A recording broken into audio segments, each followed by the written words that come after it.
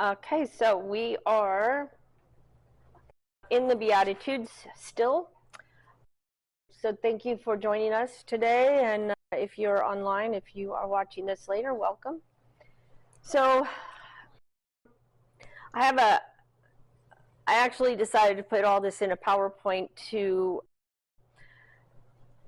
you still need your Bibles. So if you're going to turn with me, I don't put verses up there full length, so we have to open our Bibles and look for them.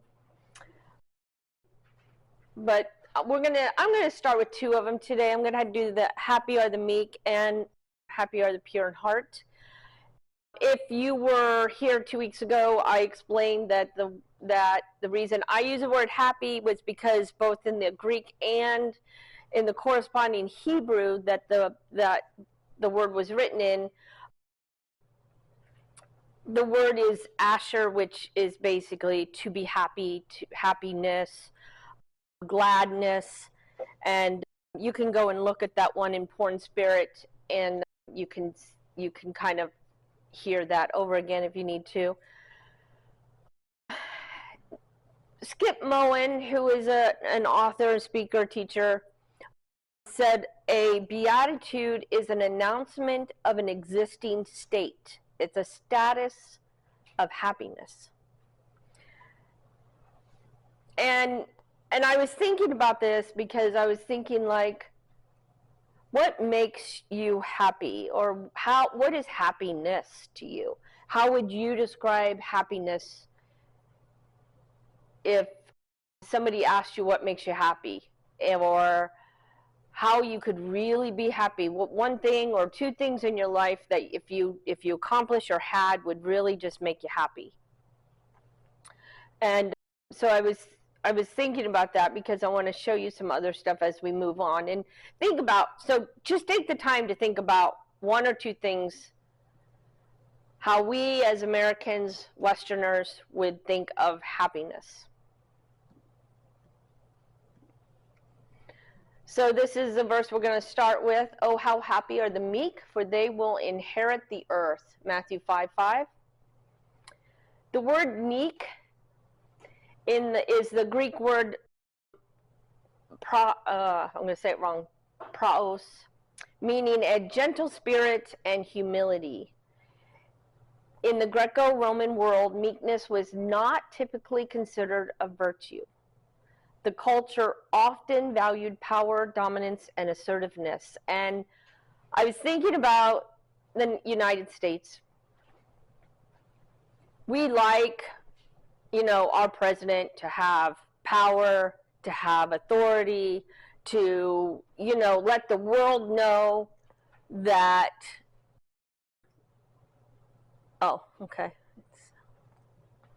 to let the world know that, hey, we are world power. And if we really talked and really thought about it, we as Americans like that we're a world power. We like the power that the United States has, the dominance in certain areas. If sports are on between us and another country, we're gonna want to dominate. We're gonna want to dominate the whole show and the whole sports arena. And I have to say, like, I was seeing parts of the hockey game between the United States and Canada, and I have to say that after I heard them booing our national anthem, and then as soon as the puck dropped and there were 3 fights within 9 seconds of the game, I thought, good for them. I mean, that was my thought. It was like, good for them. They're not letting those Canadians get away with that. But that's part of our, that's this. This is this Greek, this Western view of that. And it's anything but meekness, really.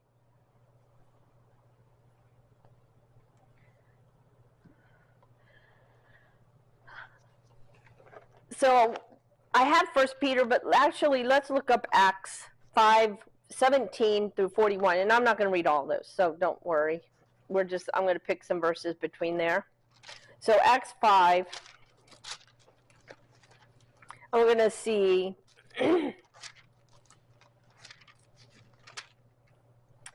And if you start in 17, so just to set the stage, the apostles at this time have been arrested. And so you have a couple, I think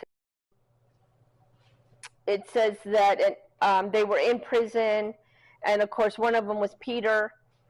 And then in verse 19, it says, during the night, an angel of the Lord opened the prison doors and brought them out and said, go and stand in the temple and speak to the people the words of this life. So further down in 22, they find that the officers came and they did not see them in prison. They were gone. Pretty soon people are like, where, the chief priests come, and they're like, here they are. They're in the temple teaching exactly what we told them not to teach. So now the high priest gets involved, and they're brought in for questioning, and again, I'm not going to read all of this, but then you have the Pharisee that stands up and basically gives a lecture. It's like, we don't want to make them martyrs. That'll only further their cause. If God's in it, then fine, but if God's not in it, then God will shut them up, basically, just let it go. But it says, as we get down in 40, and when they had called the apostles, they beat them and charged them not to speak in the name of Jesus, and let them go. Then they left the presence of the council, rejoicing that they were counted worthy to suffer dishonor for the name. And I thought when I know that verse is in there, and I always struggle to find where it is, and I always have to Google it, and like, where is the verse where they were rejoicing? And even though I have it marked, like highlighted in my Bible, I can never remember what chapter it's in, because it's a verse that always comes back to my thinking, because it's like, would that make you happy? Would that make any of us happy, really, to be counted worthy to suffer for Yeshua? And I thought, probably there are people in other countries. I mean, it certainly wouldn't be a Western thought. But I can imagine that there are people in prison today because of their belief in Yeshua, the Messiah, that are suffering for that belief. And that they're completely happy and joyful that they've been counted worthy to suffer for him. I think that is what these Beatitudes are about. And we'll continue this conversation as we go on. You'll see other things, but let's keep moving. So 1 Peter 3:4. This is the same word that's being used. 1 Peter 3:4. And again, this, if I just start at the beginning of 3, it says, wives, be subject to your own husbands, so that even if some of them do not obey the word, they may be won without a word by the conduct of their wives, when they see you respectful and pure conduct.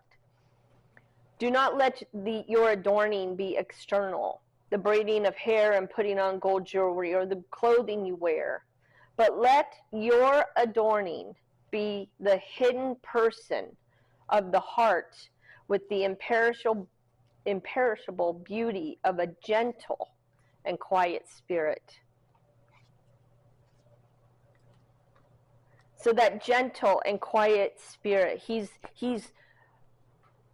telling these women, because I think, honestly, I think that sometimes it's much easier for women to come to the Lord than it is men. You see many more lopsided kind of marriages where women are the ones going to church. You see that in a lot of mainstream churches. A few of my sisters have always gone to church by themselves, or at least a couple, and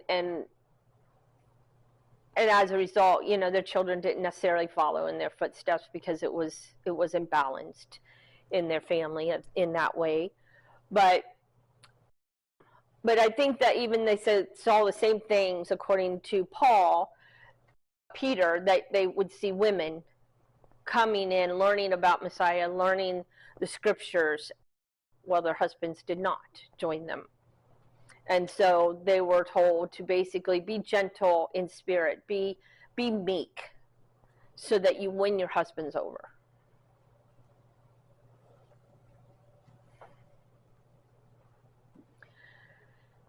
In Hebrew, the word is anav, and it means humble. So let's go to the other end of the Bible and look at Numbers 12:3.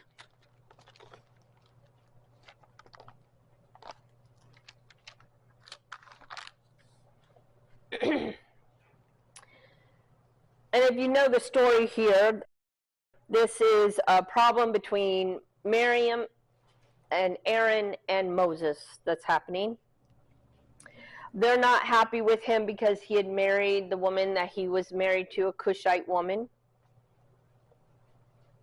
Some people explain that the Cushites were very dark, like we might think of the Africans people, even American, African Americans. They're dark skinned, and Moses married a woman like this. I don't know if that's 100%, but that's what I've done. What some of my research has shown. So they're having this problem because of his wife. And that's not an isolated incident. It happens in families where, again, I have a family member who was not well liked by her husband's family. But the Lord actually comes in and protects Moses. And it says that in verse 2, and they said, "Has the Lord indeed spoken only through Moses? Has he not spoken through us also?" And the Lord heard it. Now the man Moses was very meek, more than all people who were on the face of the earth. So that is how Scripture describes Moses. He was a very meek man, and not just meek in his own clan or his own family, but basically on the face of the earth. What made him so meek? I mean, let's face it, he was raised by Pharaoh. He could have been Pharaoh himself one day, could have had the riches of Egypt and been ruler over all of these people. But he chose to defend the Hebrews and take off to save his own life and become a shepherd. So the word here for meek in Hebrew, or I should say the humble, anav, begins with this letter ayin. And just like it kind of sounds, it's shaped like the I. That was originally how it was written. This letter was written to look like an I. It means, the letter itself means to see, look, or watch. And what are we to watch? If we are truly humble, we are watching our hearts. We are watching what goes in, what comes out of our hearts, how our hearts approach God, how they approach people.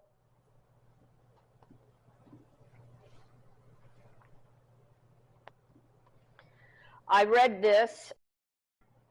This is from the TorahClass.com. She wrote, "God requires cleanness. Thus Moses strove to remain clean. In his heart, he knew that he must be clean in order to approach or be approached by God.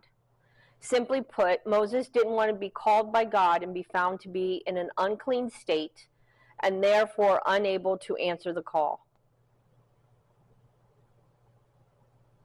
Now, obviously, because Jesus made the atonement for us, he restored the relationship between man and God. And even scriptures say that we can approach the throne of God. But we can't approach the throne of God without Jesus, without Yeshua. And I may have explained this before, but that verse in Hebrews is where we find that, Hebrews 4. And I'll look it up for you and just read it, and I know you know what I'm talking about here. But for we do not have a high priest, and this is in 4:16-15. For we do not have a high priest who is unable to sympathize with our weaknesses, but one who in every respect has been tempted as we are, yet without sin. Verse 16, let us then with confidence draw near to the throne of grace, that we may receive mercy and find grace to help in time of need. Remember that the correct version of that from the Greek is actually draw near. It never tells us that we can go right to the throne. We can draw near it, because it was only the high priest that could go to the throne. Yeshua's ministry as high priest mirrors that of the earthly high priest. That was as they say, the type and what's the other word? Type and shadow, okay?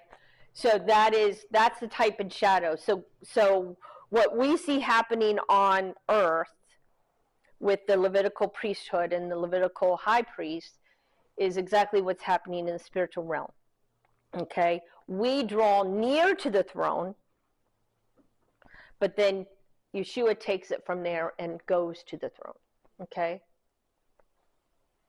When the curtain was ripped, it wasn't the second curtain going into the Holy of Holies. It was the first curtain going where the priests went in, because now we're priests, right? So we can go where the priests went in the temple, but we still don't go where the high priest went, because we have a high priest.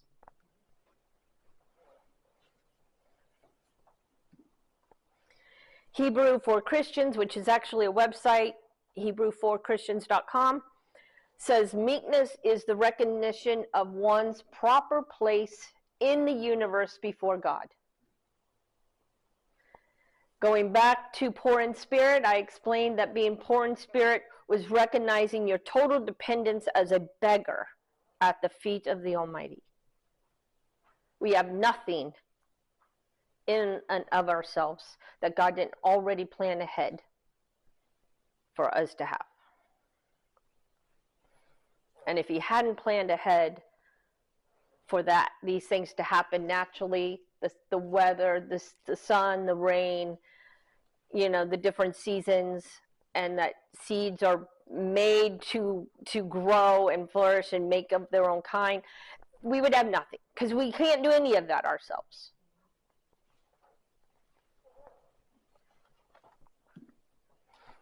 So let's move on to the next part, and this again is Matthew 5. So it tells us that not only will the meek, and I guess if I go back to that verse, I actually went past it, but that the meek will inherit the kingdom, or inherit the earth. So let's look at the word inherit. In both the Greek and the corresponding Hebrew words, it means to possess or to obtain, to drive out the previous tenants, and to expel. Let that sink in a little bit. To inherit something in biblical understanding is not just when somebody dies and leaves you everything they have. When God told the children of Israel that they were going to inherit this land, what did they have to do? They have to go in and clear it out. They had to drive out the people who were there to possess it, right? Land was not merely a commodity, but a divine gift and a sign of God's covenant with his people. The act of possessing the land was both a physical and a spiritual undertaking, symbolizing the Israelites' relationship with God and their obedience to his commandments.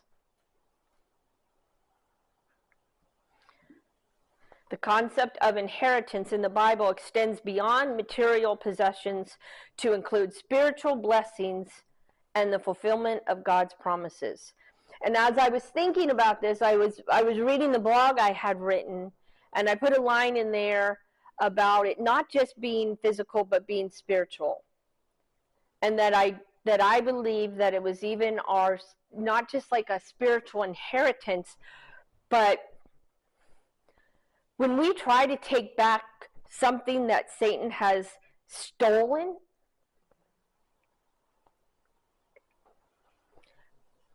it is the meek who will inherit the earth. It is the meek who can, I think, honestly take back and fight for what Satan has stolen. It's not the arrogant and the proud who can sit there and demand Satan to give it back. I think this extends into our spiritual life and our ability in spiritual warfare. Unlike what we saw on the very first paragraph I put up there on the first slide, or the second slide, about the Greco-Roman, taking it as being, their meekness wasn't a trait, it wasn't something that they looked kindly on and that it was a good thing. It wasn't. It was their power, their assertiveness, and their ability to take what they wanted. And sometimes we see that, and that's what we respond to. That's what we respect, right? I won that argument. I put them in their place. They know not to mess with me. And Satan, don't you mess with me either, because I'll tell you where to go. That kind of arrogance he laughs at because he knows it very well. And it's not arrogance or pride that win our spiritual battles. It's humility. It's meekness. Because it's the opposite of what the world sees. In God's kingdom, in his economy, it is the meek who are raised up. Not the arrogant, not the proud. We have to see that we live by these Beatitudes. I think, honestly, that they are just as important as the Ten Commandments. Because this is exactly how we know what a believer looks like.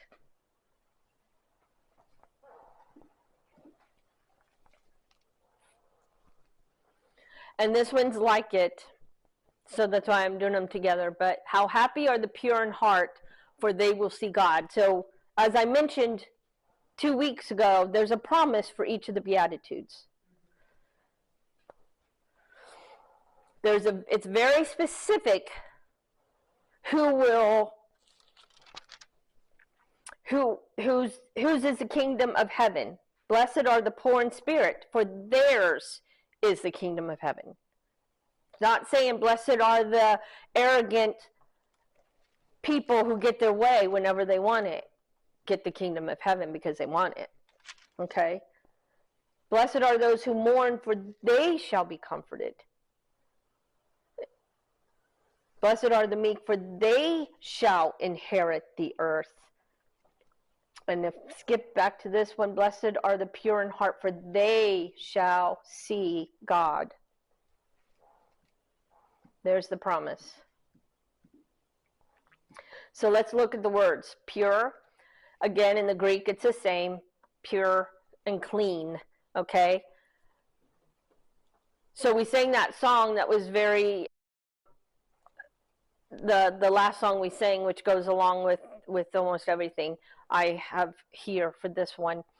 But it's about purifying. It's about cleansing and pruning. So turn to John 15, because this is a pretty popular story that all of you have heard and read. Except I'm in Luke, not John. Starts out in my Bible, the heading is, I am the true vine. I am the true vine, and my Father is the vine dresser. Every branch in me that does not bear fruit, he takes away, and every branch that does bear fruit, he prunes, that it may bear more fruit. Already you are clean because of the word that I have spoken to you. So we have prune and clean are both the same word in the Greek language that mean clean. So he's talking on one hand that that he prunes that branch that is bearing fruit. And then he says, and you're clean, same exact word, because of the word that I have spoken to you.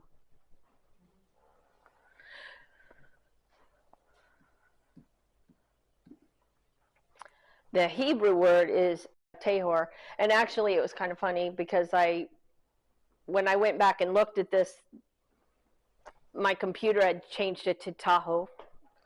I'm like, it's not Tahoe. But look at Psalm 51:10.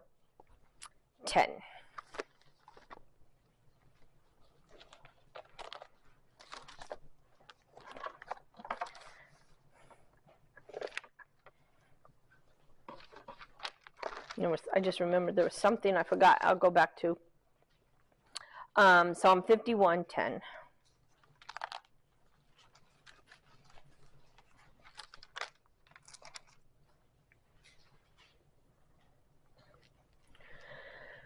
Create in me a clean heart, O God, and renew a right spirit within me. This is the same word, the Hebrew equivalent to the word pure. Create in me a clean heart, O God, and renew a right spirit within me. And since we're in Psalm, just turn over to Psalm 37:11.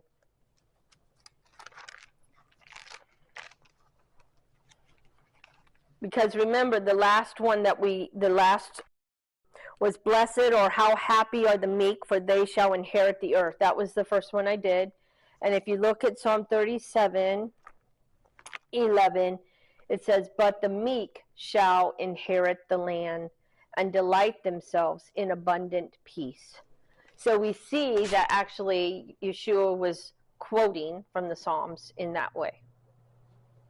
But I've forgotten to put it on there, so I wanted to bring you back. But Psalm 51, create in me a clean heart, O God. And isn't that what we were talking about in meekness? That word for humble and anav is to look at your heart, to look, to see, to pay attention to. Purity was not just a physical state, but a spiritual condition, reflecting one's relationship with God. So their mikvahs, that represented the purifying of the body. But it was also a spiritual condition.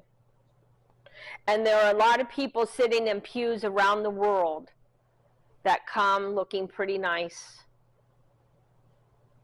but have less than a pure heart within them.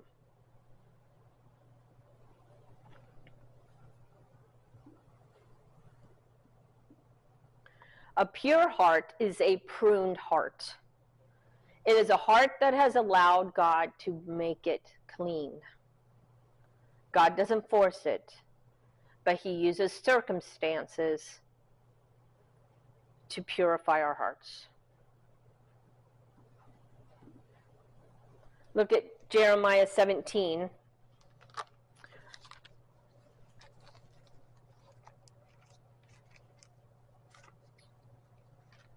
This is why the Lord must do what he does.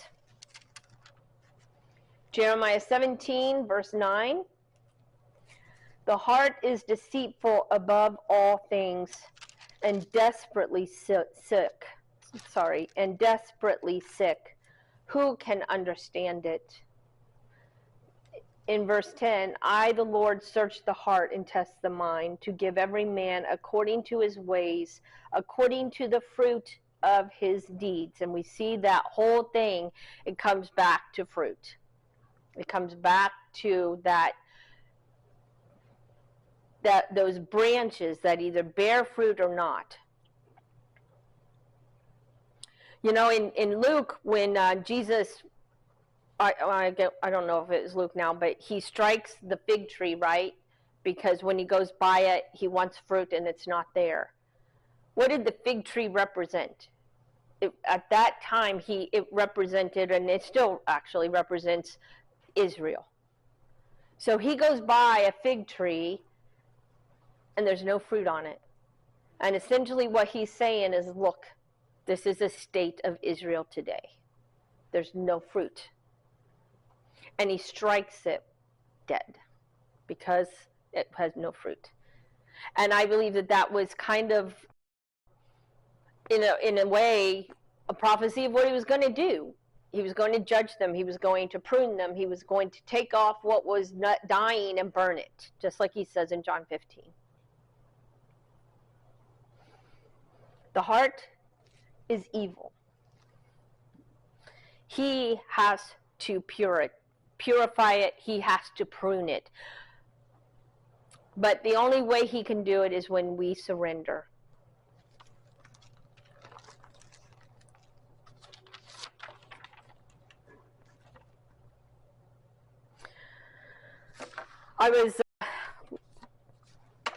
Last year, I was thinking about this, but last year, probably, I don't know, in the spring maybe, early spring, Mike trimmed up all the fruit trees. He pruned them back. And this past fall, we had more fruit, more apples, more pears, more grapes than we'd ever had, because he pruned them all back. One day I came out and all my hydrangeas were like just gone. Only this much from the ground was there. And I was so upset. I'm like, why'd you do that to my hydrangeas? He goes, that's what I always do. I go, but you're not supposed to. And I'm, telling him I'm not supposed to. And my butterfly bush was, he takes like this saw and just goes across the whole thing. And I'm like, what are you doing to my flowers? And he goes, okay, I won't touch that one. I won't touch that one. Then fine, I'll leave it. I only got one of those done, and I only got one of that done. So as spring and summer come up and everything starts blooming, these hydrangeas that he had leveled were literally this big around and this tall. My hydrangea, another hydrangea, the one that he did not prune, was struggling to even bear leaves, let alone flowers. But the one he leveled was full of leaves and full of flowers. The same with my butterfly bush. It was probably, I'll probably exaggerate this, but it's taller than me. And so I would say it was probably 6 or 7 feet tall. Full of flowers. And another one that he didn't touch was struggling to produce anything beautiful. And that is the definition of pruning. So I just said, okay, do them all next year. Do them all. Because I want them all to look the same. But that is not, it's not attractive. It's not attractive at all to see a plant that has been just leveled to the ground and only about 6 inches from the ground. But yet that's what he does to us. That is what he does to our hearts. He prunes, because if you know anything about grapes and a lot of fruit trees, a lot of fruit-bearing plants, that it's only new branches that produce the fruit. It's not the old. It's not last year's branches. It's the new branches.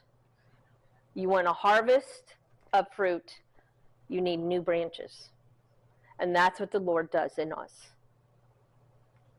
If we want to bear fruit, we have to allow him to trim back the branches that bore that fruit previously so it can bear more and better fruit. In Job 5:17, we read this last 2 weeks ago, and I'll just, if you want to look at it with me. I have the ESV, so it says something a little different, but it says, "Behold, blessed," and this is one of the beatitudes we find in Job. "Blessed is the one whom God reproves. Therefore, do not despise the discipline of the Almighty." Sometimes discipline is a way to prune us. Sometimes it's affliction. Sometimes it's struggles of all sorts. So I kind of got ahead of myself there. The next part, the pure in heart will see Yehovah, or see Elohim. And when we look at this, it's in the future. It's a future word, future verb. And again, going back to what we saw before with the ion, see can mean to look upon, experience, or discern.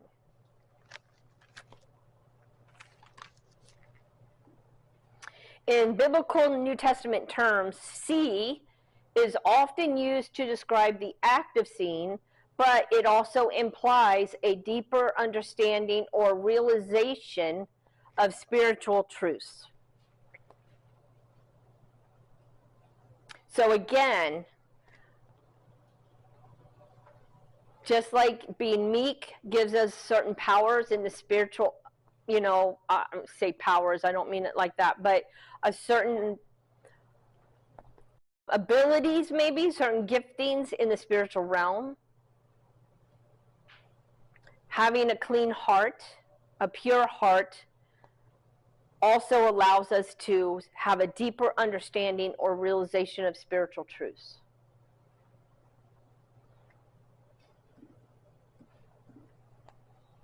So a few years ago, I was in a meeting at a particular church. And the meeting, we were talking about disunity within the church and division, church division. And someone asked this question: do we have a clear picture of what a healthy follower of Jesus looks like?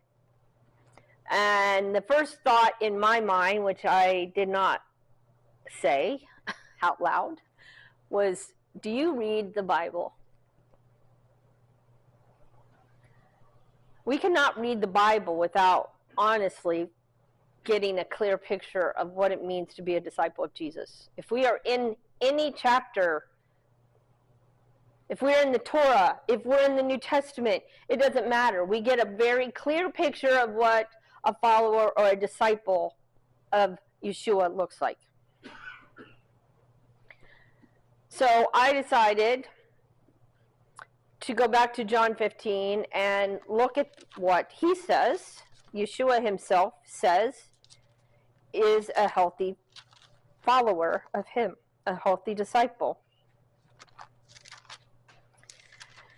So I read through verse 3 before. Now I'm going to start in 4. But it says, "Abide in me and I in you. As the branch cannot bear fruit by itself unless it abides in the vine, neither can you unless you abide in me. I am the vine, you are the branches. Whoever abides in me and I in him, he is it that bears much fruit. For apart from me, you can do nothing. If anyone does not abide in me, he is thrown away like a branch and withers. And the branches are gathered, thrown in the fire, and burned. But if you abide in me and my words abide in you, ask whatever you wish, and it will be done for you. I was reading a verse yesterday in Luke.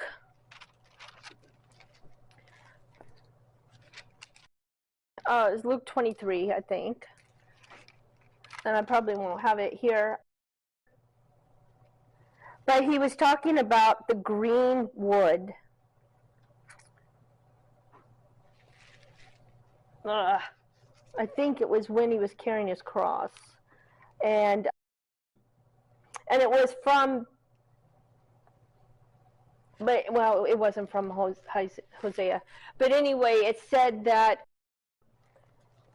it was talking about the green wood and the dried wood, and basically what it meant was he was the green wood because he is in tune and next to truth, okay, the truth of his Father, the truth of the Word.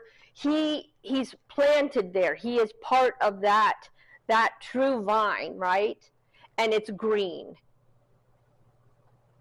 The farther we get away, we become dry. The farther we get away from the root, the green root, we become dry. So we have to abide in him. Here it is, I just saw it. So it's Luke 23:30. So 30 starts with a quote from Hosea. They will begin to say to the mountains, fall on us, and to the hills, cover us. And 31 in Luke 23:31. For if they do these things when the wood is green, what will happen when it is dry? And he's basically saying if they do these things when the green wood is right next to them, the root, the vine, is right there in their midst, what will they do when they're far away from him?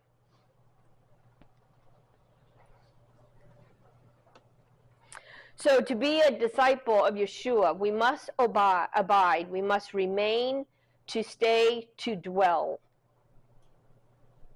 John 8:31 is similar, actually.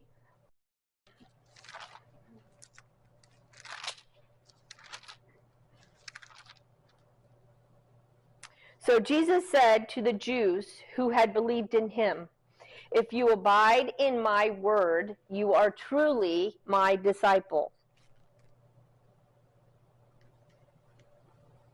What does it say for those who never open their Bible?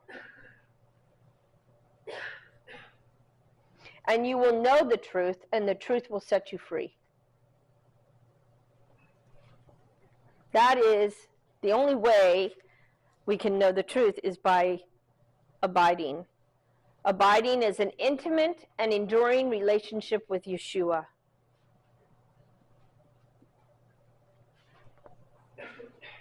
It's not just a physical presence, but a spiritual and relational depth.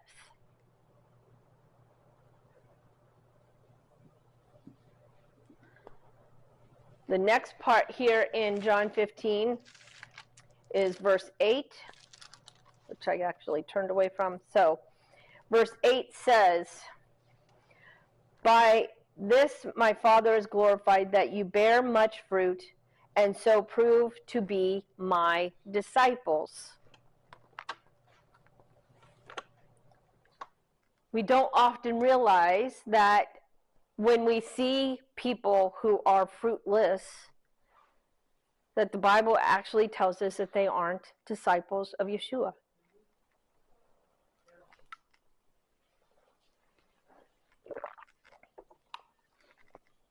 And of course, Galatians 5 tells us what the fruit is.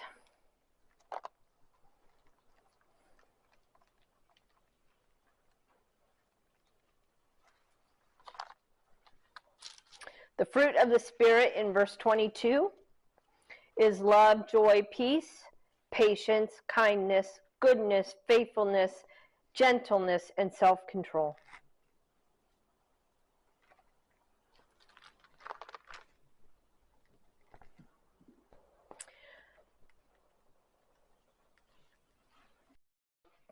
Verse 9 in John 15, going back to that, as the Father has loved me, so I have loved you. Abide in my love. If you keep my commandments, you will abide in my love, just as I have kept my Father's commandments and abide in his.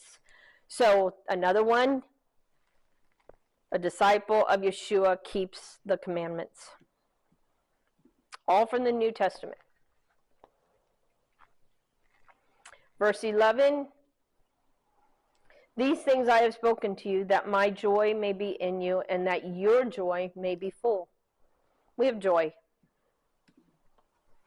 Verse 12, we love one another.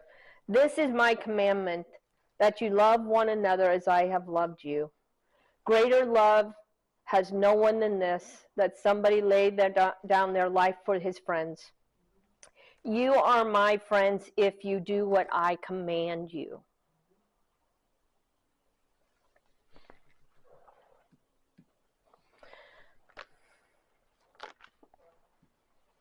Sometimes this will go. And I have just this one and another one. And I'll give you a rest from looking at verses. Luke 14.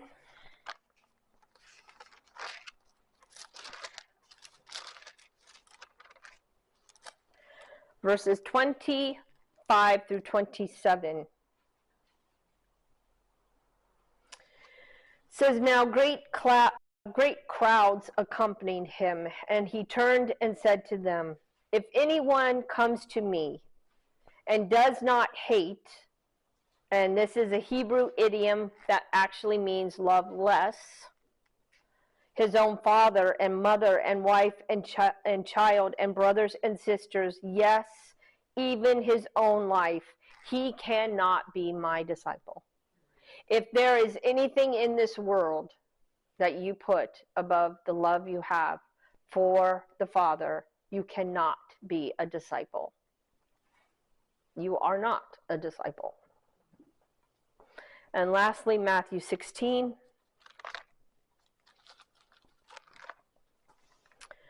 Verse 24.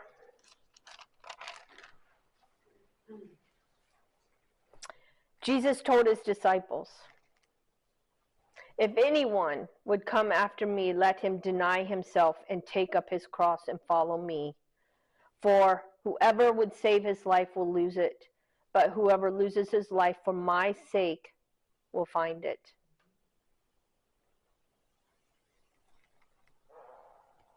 This is how we know we're a disciple. And obviously I could go on and on. There's many more verses, including, like I said in the beginning, all of the Beatitudes. When we understand that we are nothing but beggars at the feet of the Almighty, mourn over our sins, have a gentle spirit and humility, and a clean heart, then the kingdom of heaven will be ours. The Lord will comfort us. We will inherit the earth and see Yehovah. And that was just half of the Beatitudes. And we will truly be happy. Let me pray. Lord, thank you for your word. Thank you that you tell us what your disciple looks like. You explain it quite well. And I pray that we will look for those verses as we read your word. This is what I should look like. This is what I should be doing. This is how I should look and act. Just like you, Father, Yeshua took disciples and they watched you day and night for the time that you were here on this earth. And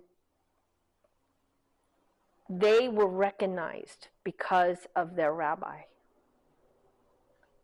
They knew, people looked at them and knew, oh, is your rabbi Yeshua? Because you do what he does. You act like him. You talk like him. May we be those kinds of disciples, Father. Lord, purify our hearts. Help us to be meek, gentle, and humble. Help us, Lord, to allow you to cleanse us. Help us to surrender.